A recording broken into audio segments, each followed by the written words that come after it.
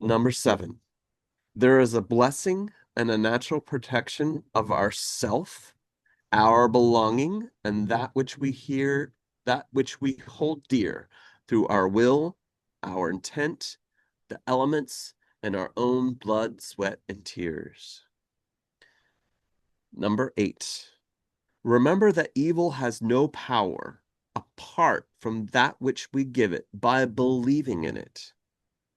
For our minds can also be our undoing. Number 9, we must endeavor to fill our hearts with love and our minds with positive thinking. Do you have any thoughts that you want to share on any of those? I think that it is a thought or a theory that sometimes, we worry about good and evil. And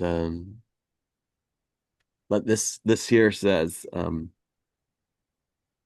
evil has no power from part which we give it by believing in it.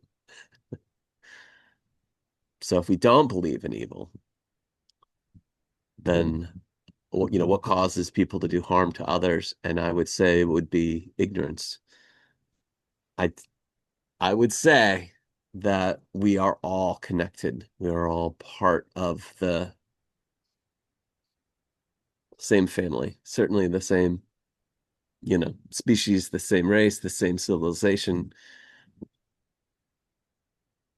And I think that when people use violence to try to solve their problems, um, it is often with a lack of understanding that we're all connected, that you're really just kind of hurting yourself. I know that sometimes we're not the one to start things. Sometimes, somebody, something comes at you. And I think that then we have the right to protect ourselves.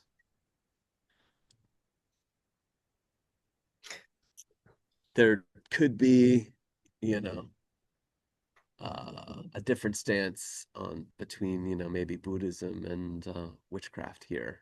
Um, when we say harm none,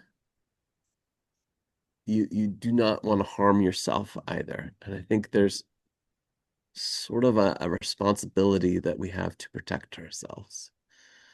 So, but that's just my thought. Good observation. And in number 7, that is talking about the natural protection. Yeah. And I had a friend once who had lived in the Middle East, and she shared with me that often over there they would say, trust in Allah, but tie your camel. Yes. That we have a responsibility to be active um, we have an active role to play there too. Yes, yes. There are some interesting thoughts that scientists will have on free will because um, there's no there's no scientific evidence for free will, right? Yeah. So there are many scientists that are brilliant, which I think some have come to the opinion that maybe there is no free will. But when the argument is made, then then the thought occurs like, well, these scientists that believe, in no free will still look both ways before they cross the street. So so there is a thought or a consideration, but I think that, it you know, it's a high level thought sometimes, but you know, I think if anything, it could create a little bit of empathy for others, who may be suffering, which most people would say is good. It's healthy. Maybe there's a certain amount of empathy, which is good, and maybe too much is bad.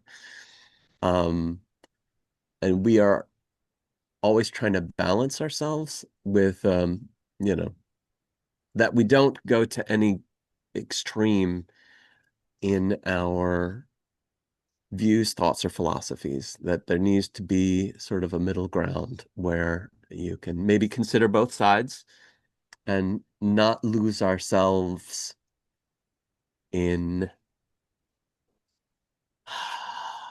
in the process.